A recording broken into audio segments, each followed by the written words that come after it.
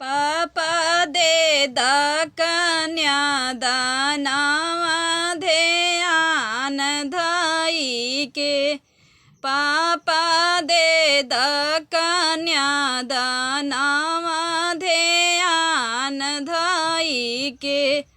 मामी बिटिया ना भूली दामाद देखी के।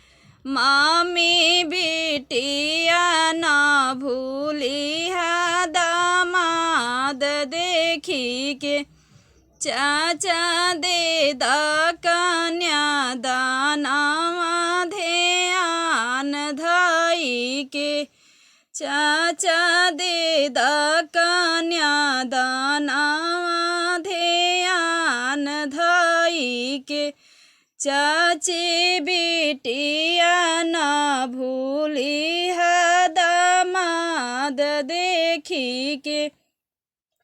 चाची बिटिया ना भूली दामाद देखी के। भैया दे द कन्या दानावा ध्यान धई के। भैया दे द कन्या दानावा ध्यान धई के। भैया बहिना ना भूली बहनोइया देखी के। भाभी दे द कन्या दानावा ध्यान धई के।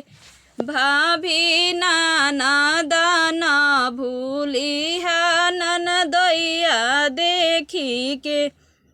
भाभी नाना दाना भूली ननदोइया देखी के।